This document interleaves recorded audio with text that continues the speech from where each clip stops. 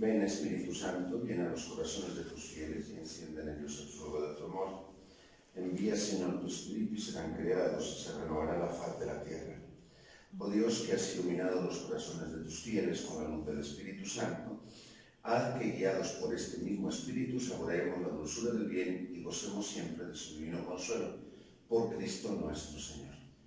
Gloria al Padre, al Hijo y al Espíritu Santo. En principio y siempre por los siglos de los siglos.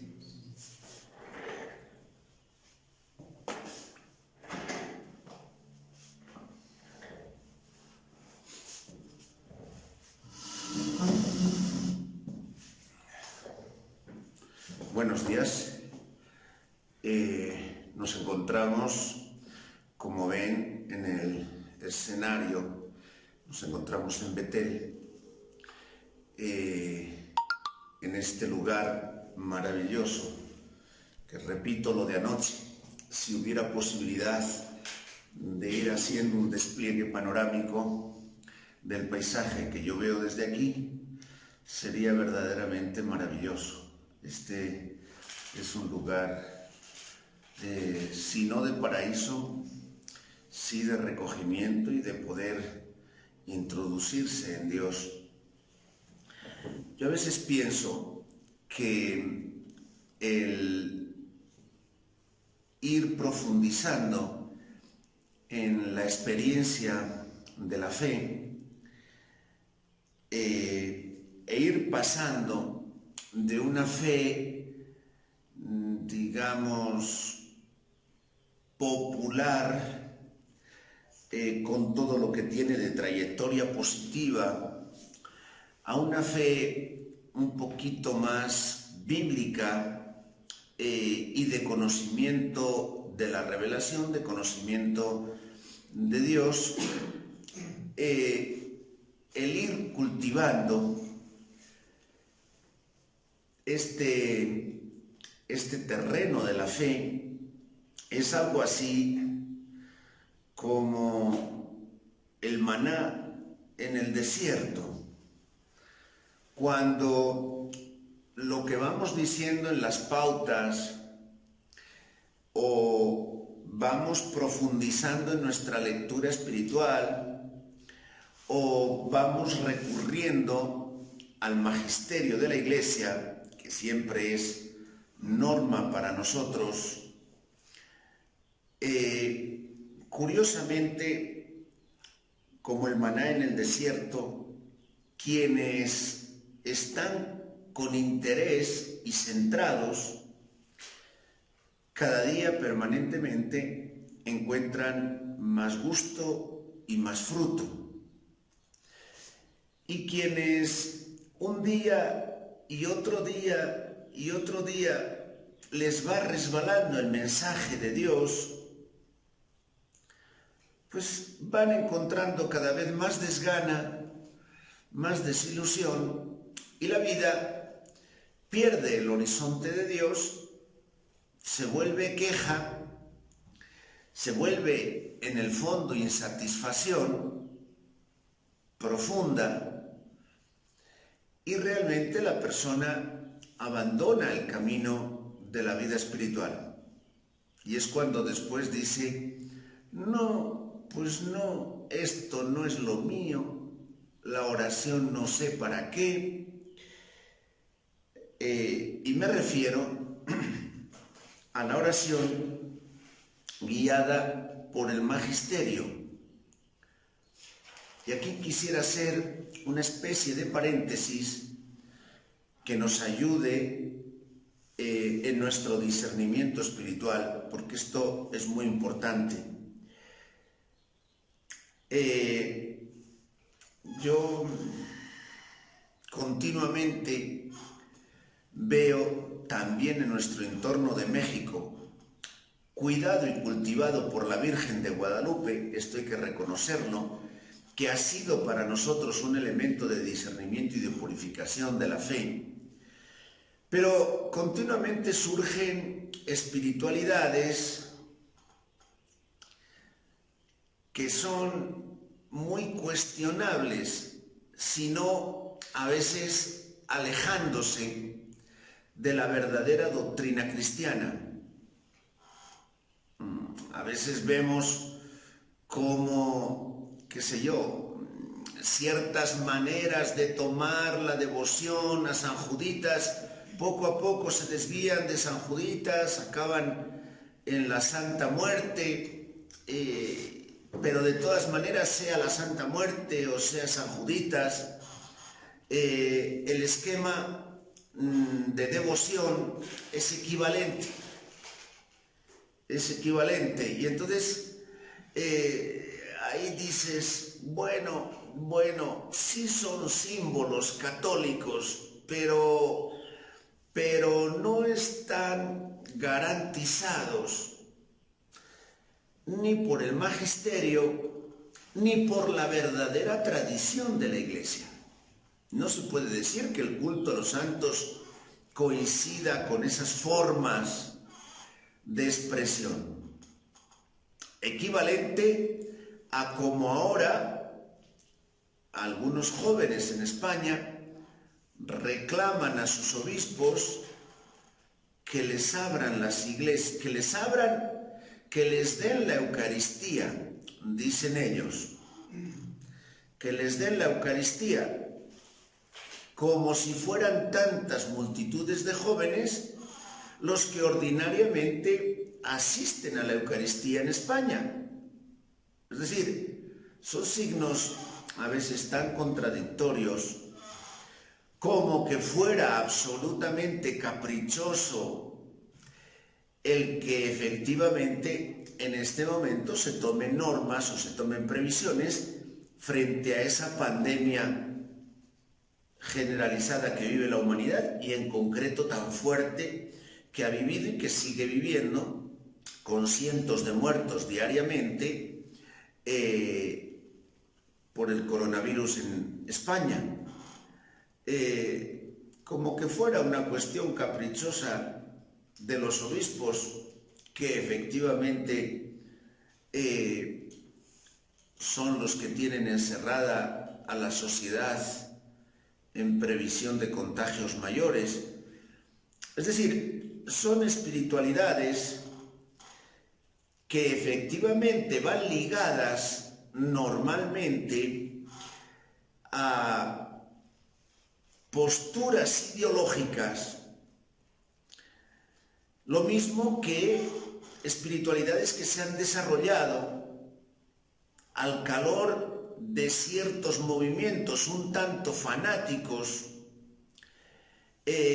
generalmente aprovechando causas buenas como es la lucha, por ejemplo, contra el aborto, que al fin y al cabo es una doctrina común de la Iglesia, pero se toma a veces de manera tan fanática y extremizada en sí la lucha, no el tema, que se hace bandera de grupos extremistas que efectivamente se vinculan con ideologías ya de extrema derecha y que tienen sus adeptos. A veces los movimientos ultraconservadores en la Iglesia pues tienen más atractivo en muchos aspectos porque dan seguridad, porque es la tradición de siempre, por diferentes factores, ¿no? Que el estar en la brecha, discerniendo y trabajando junto con la sociedad el camino diario, ¿no? Y entonces eso hace que se busque el refugio de lo estable, de lo eternamente propuesto, de las verdades permanentes, cuando esas verdades se quedan en una esfera que no tocan la realidad vital diaria, ¿no? Lo mismo cuando hay ciertos movimientos que acaban siendo igual de ideológicos, vinculados a sanaciones, vinculados a demonios, vinculados a experiencias de una especie de euforia colectiva que efectivamente se vincula y me sana, muy relacionado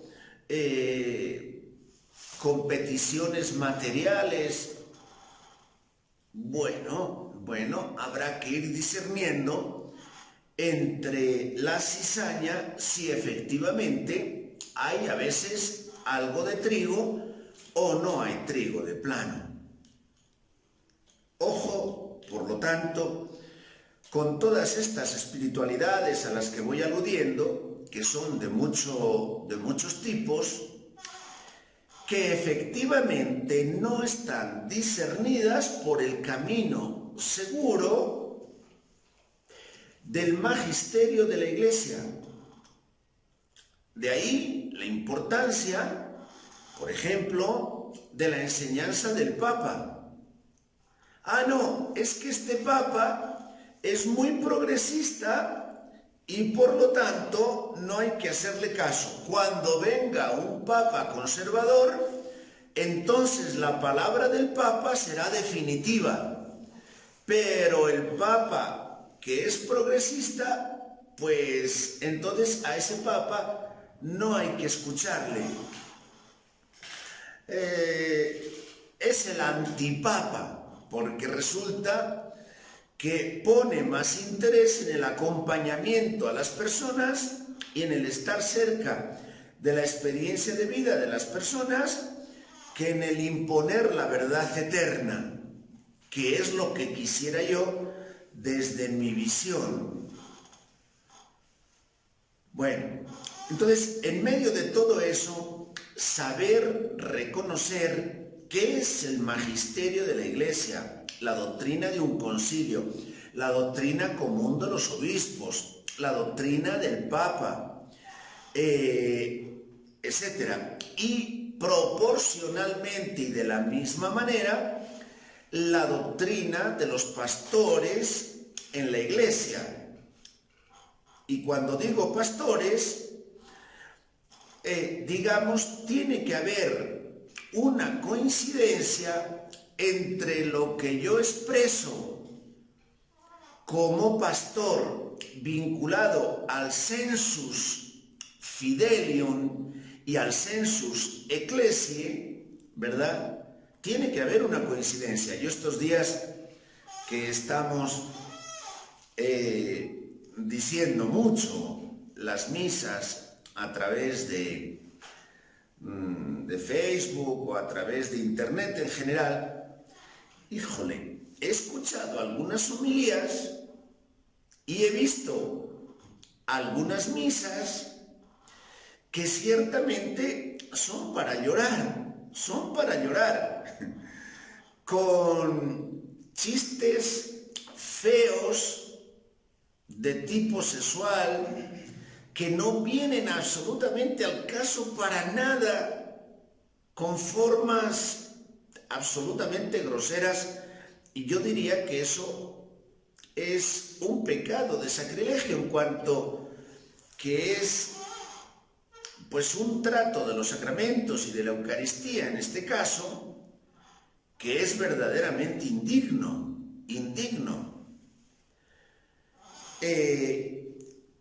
Algunas cosas que se ven después se vuelven virales a través del WhatsApp, etc. Entonces, saber ubicarse en este sentido, porque, como decía al inicio, es como el maná, el ir viviendo ese camino de crecimiento. Ante esa realidad, algunas personas se quedan plácidamente y cómodamente sentadas en su silla o tumbadas en su cama, más o menos con una actitud de indiferencia, pero descomunal. Bueno, algo así como los pajaritos del campo, o como, qué sé yo, cualquier otro ser viviente. Qué triste que efectivamente el maná vaya siendo realmente más gustoso y vaya siendo pan del cielo que nos alimenta en la vida divina, para quienes efectivamente saben estar centrados y cultivan el verdadero sentido de fe, y qué triste que vaya siendo cada vez más insípido para quienes no logran ponerse en los hechos, es decir, en el practicar, quienes no logran ponerse en este ritmo de crecimiento diario. Repito, ritmo de crecimiento diario. Algunos dicen, bueno, y entonces, ¿a quién aludes? ¿Por quién criticas? Pues por todos. Ciertamente, estas advertencias, efectivamente nos conviene reconocerlas a todos para ir teniendo bien centrada nuestra experiencia de fe. Dios no defrauda jamás. Cuando yo voy por sus caminos, cuando me imagino que estoy yendo por sus caminos, pero a fin de cuentas voy por mis criterios, por mis formas, por mis comodidades, por mis perezas, por mis caprichos, aunque sean cosas religiosas y lleve 1000 escapularios en las manos, en el cuello, aunque efectivamente esté escribiendo cuadernos y cuadernos de pautas, o aunque esté todo el día mandando para aquí y para allá pautas, no estoy cultivando una verdadera experiencia de Dios. Estoy, qué sé yo, haciendo más o menos una actividad caprichosa. Lo mismo que otros se pasan el día mandando mensajes y videos de WhatsApp a medio mundo y ya hay entretenimiento para pasar el día perfectamente, pero faltando esa verdadera experiencia de fe que me lleva a asimilar, repito, como el maná en el desierto, el pan del cielo, y me lleva a compartirlo con el gusto y con el gozo propio del pan del cielo, ¿verdad? Hoy, en consecuencia, y quizá por esto lo estoy diciendo, la primera lectura nos habla de la conversión de San Pablo. En 3 ocasiones se narra la conversión de San Pablo en el Nuevo Testamento. Esta de los Hechos de los Apóstoles, el capítulo 9, que hoy se nos narra, puede ser quizá como la narración más típica y con los matices más interesantes sobre esa conversión del apóstol, la conversión del apóstol. Hechos de los Apóstoles, capítulo 9, del 1 al 22. Hechos de los Apóstoles 9, del 1 al 22. En aquellos días Saulo, no respiraba aún sino amenazas de muerte contra los discípulos del Señor. Se presentó ante el sumo sacerdote y le pidió cartas de recomendación dirigidas a las comunidades de Damasco, con el objeto de traer presos a Jerusalén a cuantos discípulos de la nueva doctrina encontrase, ya fuesen hombres o mujeres. Ya se acercaba en su viaje a Damasco cuando de repente se vio rodeado de un resplandor que venía del cielo. Cayó a tierra y oyó una voz que le decía: Saulo, Saulo, ¿por qué me persigues? Él preguntó: Señor, ¿quién eres? Y la voz le dijo: yo soy Jesús, a quien tú persigues. Levántate, entra en la ciudad y se te dirá lo que tienes que hacer. Me gustaría ya a este punto, sin comentar demasiado con detalle, porque realmente esta lectura da de sí para ir meditando los caminos de Dios con mucha profundidad, ¿verdad? Cómo se ubicaba Saulo, su fidelidad al judaísmo, su convicción fanática de eliminar a quien no pensara como él, o quizá como otros judíos, lejos del discernimiento de las cosas de Dios y tratando de imponer, llevando presos a los cristianos y dando muerte incluso a quien se opusiera a la doctrina según la veía él. Bueno, habría muchas consideraciones que ir haciendo propias de un espíritu ardiente, pero a veces, como el de Pablo, como el de Saulo, no encausado, es decir, no tocado por la verdad de Dios. Y sin embargo, no se puede decir que no sea profundamente religioso, pero no tocado por la verdad de Dios. Continúa diciendo cómo Jesús le responde a Saulo: levántate y entra en la ciudad y allí se te dirá lo que tienes que hacer. Es muy interesante estas características de la conversión de Pablo, porque más o menos va delineando las características de una verdadera conversión. Es decir, es el Señor el que marca mi vida. Yo me he quedado realmente sorprendido de Él. No empiezo a ver yo, entonces voy a hacer esto. No, me tendré que poner a la escucha. Y realmente tendré que estar discerniendo qué quiere Dios de mí. Cuando nos habituamos a hacer, a fin de cuentas, lo que nosotros creemos, no podemos decir que sea un verdadero seguimiento a Cristo. Y después la consecuencia es, no, es que seguir a Cristo no vale la pena. Lo que pasa es que tú no has ido por los cauces del seguimiento que tocaban. Sí vale la pena, claro que vale la pena, pero tú tienes que estar centrado realmente en lo que Dios quiere de tu vida, no en el forzar a Dios para que Dios haga lo que tú quieres de tu vida y de la de Él, ¿verdad? Es decir, tú eres el que pides a Dios y le indicas a Dios cómo tiene que actuar respecto de ti.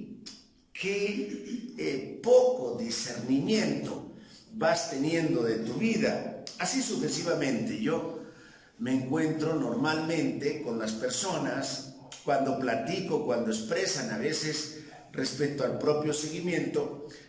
Yo cuando veo una persona que la verdad no está en la actitud de discernir lo que quiere Dios de él, sino que al contrario va siguiendo su propio capricho, pues normalmente le digo, bueno, cuando te decidas a seguir a Jesús, entonces hablamos. Mientras tanto, ¿para qué me voy a poner a discutir yo con lo que tú quieres? Bueno, pues no vale la pena, ¿verdad?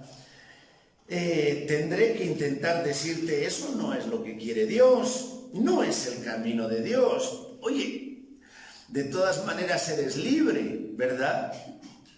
Bueno, esto tenerlo muy en cuenta, porque cuando Pablo se da cuenta de que Dios le está hablando, cuando es Jesús a quien él persigue, luego se da cuenta de que tienen que seguir las indicaciones. Levántate y allí se te va a ir diciendo qué es lo que tienes que hacer. ¿Y qué voy a hacer? Se te dirá, no te preocupes. Los hombres que le acompañaban no oían nada, etc. Entonces, dice, así estuvo 3 días ciego hasta que un discípulo de Damasco, Ananías, Dios le dijo, oye, mira, vete a tal lugar, te vas a encontrar con Saulo, vete diciéndole lo que tiene que hacer. Ananías dice, Señor, pero... a ver, he oído a muchos hablar de los males que este hombre ha causado a tus fieles en Jerusalén. ¿Cómo voy a ir a indicarle qué es lo que tiene que hacer? Vete, porque este es un instrumento que ha sido escogido para que lleve mi nombre a todos los gentiles.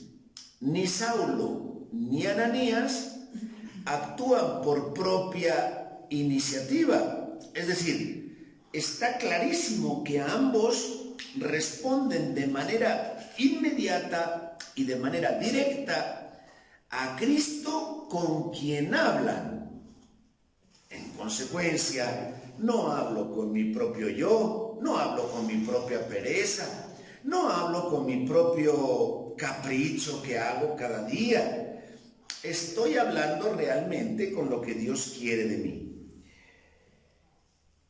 Bien, entonces va diciendo un poquito algunas características de cómo continúa la vida de Saulo y que después efectivamente veremos extendida esta vida a lo largo de todas sus cartas, a lo largo de la mayoría del Nuevo Testamento, y que es efectivamente la palabra de Dios y el discernimiento de Dios, no solo para la vida de Saulo, sino para la vida de todas las comunidades que se van formando al calor de esas cartas y, por supuesto, para los cristianos hoy. Bien, muchísimos matices se podrían ver en esa conversión, pero quedémonos claro con que la conversión y el seguimiento a Cristo es cosa fundamentalmente de Él, y reconocerlo, ¿verdad? Bien, la segunda lectura es de los sermones de San Agustín, y San Agustín va haciendo el comentario de los Salmos. En concreto es el sermón 34 de las partes de la 1 a la 3, y concretamente va comentando ese cantad, canten al Señor un cántico nuevo, resuene su alabanza en la asamblea de los fieles. Es el estilo de vida. Repetimos, no es esta una meditación, o nuestra meditación no es para decir, hoy hicimos ya un rato de oración, estuve 1 hora en la capilla, hice mi tiempo de oración. Bueno, hiciste tu tiempo de oración, ¿y qué hiciste? Es decir, realmente ese tiempo, si es el motor de la vida y del día, ¿en qué consiste ese motor? La cuestión no es ir 1 hora a la capilla o un rato de meditación. La cuestión es sacar el fruto para la vida, de tal manera que mi vida se activa. No sé si se entiende esa palabra. La vida se activa, se pone en acción. O sea, no hay de otra. El seguimiento cristiano es acción. La primera obra filosófica más famosa de Juan Pablo II era Persona y Acción. Persona y acción. La persona ya hace mucho que se considera efectivamente como un ser realizándose. Si no está en acción, si no está en realización, pues es un cadáver. ¿Qué hacemos? ¿Lo enterramos o lo cremamos? Pues da igual, da igual. Es que si lo enterramos es un cadáver. O sea, está inanimado, no está en acción. Y si lo cremas, es un puño de cenizas. Es lo mismo, está inanimado. Es decir, ese cuerpo quedó completamente sin vida, sin acción. Bueno, pues ya no le pidas más. Pero mientras el cuerpo tiene vida y estamos en esta tierra, estamos realmente en acción. Entonces, en acción, ¿qué toca hacer? Hoy San Agustín nos dice, Canten al Señor un cántico nuevo, que resuene su alabanza en la asamblea de los fieles. Se nos exhorta a esto, a cantar un cántico nuevo. ¿Quién canta el cántico nuevo? Pues el hombre nuevo. Ese es el que sabe lo que significa este canto nuevo, el hombre nuevo, es decir, el hombre renacido en Cristo y cuyas características de vida son las características de Cristo. Un cántico es una expresión absolutamente de alegría, y considerándolo con más atención, esa alegría efectivamente proviene del amor. Un cántico es una expresión de amor, o así debe ser. Todo, en efecto, está relacionado con el único reino, el hombre nuevo, el cántico nuevo, el testamento nuevo, o el Nuevo Testamento, o el nuevo hombre, o el nuevo reino, es decir, el nuevo orden de cosas. Ojo, yo no puedo venir hoy a la capilla, no puedo empezar mi día de oración y no entender que hoy es un día nuevo, es una vida nueva, es una historia nueva, es la historia de Cristo respecto a mi vida, y es efectivamente el cielo nuevo y la tierra nueva que se me invita a vivir. O no tengo mente de resucitado, o voy a continuar con la inercia. Bueno, me desperté, otro día encerrado en la casa. ¿Cuándo pasará la pandemia del coronavirus? ¿Qué nos mandará el gobierno? Ya empezarán, este gobierno está abusando de nosotros. Ya nos dejarán salir, no nos dejarán salir, permitirán, no permitirán que se abran los mercados, que se abran los trabajos. ¿Qué voy a hacer? ¿Qué no voy a hacer? Bueno, y más o menos reengancharme a la inercia vieja de una vida vieja, que es la que viví en gran medida ayer. No estoy en el espíritu, entonces, de conversión al hombre nuevo. Canta un cántico nuevo. Conoce, pues, en qué consiste esta vida nueva, para que, relacionado el hombre nuevo, nadie hay que no ame ciertamente. Decimos que, en definitiva, la alegría coincide con la experiencia del amor, del cual el fruto es la alegría. Por eso, tener centrado el corazón y el afecto y una experiencia de amor verdaderamente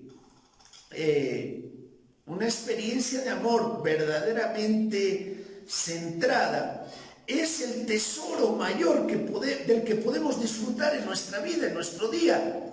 Centra tu vida en el amor. Ama, va a decir San Agustín, y haz lo que quieras. Entonces, no se nos dice que no amemos, sino que elijamos y centremos muy bien qué es lo que debemos amar. Pero, ¿cómo podremos elegir si antes no se nos ha abierto el entendimiento y hemos sido elegidos nosotros mismos previamente? Porque para amar, primero tenemos que tener la semilla del amor situada en nuestro corazón. Si no, ¿qué vamos a amar? ¿Cómo vamos a amar? A veces las canciones, los lenguajes, yo te amo. Basta escuchar las canciones, algunas se promueven por Facebook, por internet. Por ejemplo, cuando se escucha vallenato, o se escucha algunos tipos de música que van precisamente haciendo todo un despliegue del amor, de estoy enamorado de ti, ahora dejo de estar enamorado de ti, se me acabó el amor. Pero la referencia al amor en todas esas canciones, por desgracia muy divulgadas a nivel actual, que confunden completamente el amor con otras cosas que no tienen en sí nada que ver con el amor. Hoy por hoy, el alimento de nuestros jóvenes a nivel de canciones es realmente así. ¿Qué tiene que ver con el amor lo que hoy se suele llamar amor? Bueno, la cuestión es saber si hemos sido amados primero precisamente por ese amor puro, infinito, de Dios, a quien conozco. Entonces, ¿cómo podremos, si buscamos de dónde le viene al hombre el poder amar a Dios? La única razón que encontramos es porque Dios nos amó primero, como dice San Juan, ¿verdad? Se dio a sí mismo como objeto de nuestro amor y nos dio el poder de amarlo. El apóstol Pablo nos lo dice de manera muy clara. El amor de Dios ha sido derramado en nuestros corazones. ¿Por quién ha sido derramado? ¿Somos nosotros que hemos puesto el amor en nuestros corazones? ¿Somos pues nosotros que hemos puesto la capacidad de vivir en gracia? La gracia es una realidad que nosotros trabajamos y buscamos, ¿o nos proviene de Dios? Es el Espíritu Santo quien nos la ha dado. Teniendo en cuenta, pues, ese motivo de confianza, amemos a Dios con ese amor que procede de Dios y amemos a los hermanos con ese amor que procede de Dios. Es la única manera de no traicionar realmente a nuestros hermanos. Dios es amor. Y quien permanece en Dios, permanece en Él. Sería poco decir que el amor es de Dios. Dios mismo se nos ofrece, porque Dios es amor, Él se nos ofrece como posesión. Él mismo clama a nosotros: ámenme y me poseerán, porque no pueden amarme si no me poseen. Hijos de Dios, hermanos míos, germen de universalidad, dice San Agustín, semilla celestial y sagrada. Han nacido en Cristo una vida nueva, una vida que viene de lo alto. Escúchenme, o mejor, canten al Señor conmigo un cántico nuevo. Si tú dices: ya lo canto, ya me he aprendido unos cuantos cantos del cancionero. Sí, cantas cantos del cancionero, es verdad, ya lo oigo. Pero que tu vida no esté dando un testimonio contrario a eso que estás cantando del cancionero. Porque una cosa es hacer alabanzas. Hoy está muy popularizado el hacer grupos católicos de alabanzas. Una cosa es hacer alabanzas y otra cosa es ser testimonio vivo de ese canto. No me refiero a la letra, no me refiero a la música, me refiero al canto de alegría que coincide con el amor de Dios en ti, que efectivamente te impulsa a ser un motor de vida y de gracia. Manifiesta, pues, en qué se nota que tu vida está verdaderamente impregnada del amor de Dios en los gestos que realizas. En otras palabras, tal como te desvives por tus hermanos. Canten al Señor con el corazón y con la boca, y canten al Señor un cántico nuevo. Se preguntarán entonces, ¿cuáles son las alabanzas que hay que cantar? pues canten al Señor un cántico nuevo, que resuene la alabanza en la asamblea de los fieles. ¿Quieren alabar a Dios? Eso que pronuncian los labios, que sea lo que pronuncia cada fibra y cada célula de su cuerpo y de su espíritu, de todo su ser, de tal manera que lo que cantan con los labios es su persona, la que realmente es la mejor alabanza que se le puede tributar a Dios. Es decir, es su conducta, son sus hechos. Ayer en la misa yo comentaba que en un momento Mimi me dice, es que este es el desayuno que voy a preparar, he preparado. Digo, sí, como tú digas. No, es que lo que tú digas en el desayuno que vas a preparar, dentro de las posibilidades que tienes, ¿verdad? Y dentro de lo realmente viable. En el desayuno que vas a preparar y cómo lo vas a preparar a tus hermanos, se manifiesta efectivamente lo que llevas dentro. La experiencia del corazón, acostúmbrate tú mismo a leerla, no desde una paz, estoy bien,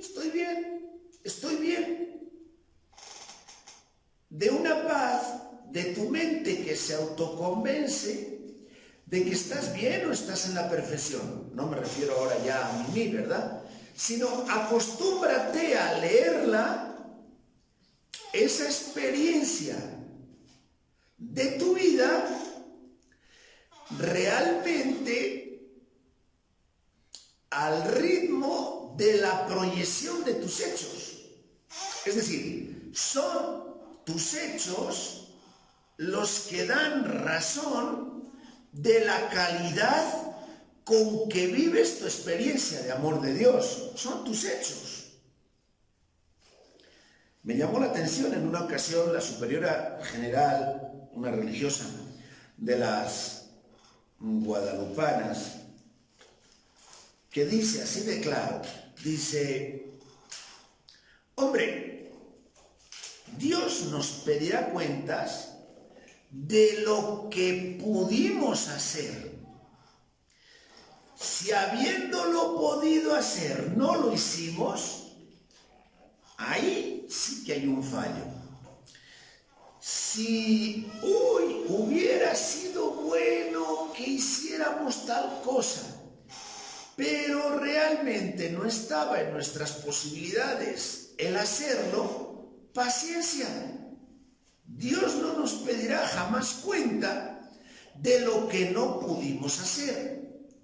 Ella lo decía respecto a las diferentes iniciativas y obras de la congregación en el mandato en el que a ella le tocó ser superiora general. Podía haberse hecho, pero en ese momento no estaba absolutamente en nuestras posibilidades hacer esto o hacer lo otro. Dios nos pedirá cuentas de lo que en un momento determinado podemos hacer, si no lo hacemos. Y ahí se notará en la vida la calidad de nuestro amor. Si hoy, pudiéndote levantar de manera animada y estar disponible para compartir la fe con tus hermanos, hoy no lo haces, de eso Dios sí te pedirá cuentas. Y de ese canto que no cantas y de esa melodía que de ti no sale, es decir, de esa experiencia de vida que tú no realizas, claro, eso implica estar muy atentos. Hoy, por ejemplo, la extensión, el cable de extensión que teníamos no nos funcionaba. Se nos ha cortado las pautas a mitad. Si alguien quiere conservar estas pautas, tendrá que ir a hacer un proceso de unir la primera parte y la segunda parte, porque son dos partes y ya es un poquito de lío. Bueno, hoy nos ha pasado ese percance, pero si mañana nos vuelve a pasar y a otro día resulta que es que no tenemos cuidado con el foco y no tenemos un foco de reserva por lo que pudiera pasar y nos quedamos sin luz, y a otro día resulta que es que la manera como estamos sujetando el celular resulta que es que no es la manera adecuada, se puede caer, se cae, se nos rompe el celular, y a otro día, bueno, pues tú estás teniendo poco amor a lo que haces, porque no estás teniendo previsión, y en la práctica se va viendo en los hechos que las cosas no funcionan. No funcionan porque estás plácidamente sentado a ver cómo te lo dan hecho. No puede ser. Es decir, esa actitud maternal que es propio de una madre, el estar atento siempre a lo que realmente se va necesitando según el contexto donde te encuentras, y efectivamente irlo realizando según las posibilidades que tienes. Las pautas y los textos, cuando son bien leídos, siempre son intranquilizantes, porque cualquier texto bien leído del camino de vida cristiana siempre llama a la conversión, nunca llama al permanecer estáticos. Ni la conversión de Pablo en la primera lectura, ni este maravilloso texto de San Agustín nos invitan a quedarnos dormidos, nos invitan a poner permanentemente en acción de canto nuevo y de amor permanentemente nuestra vida.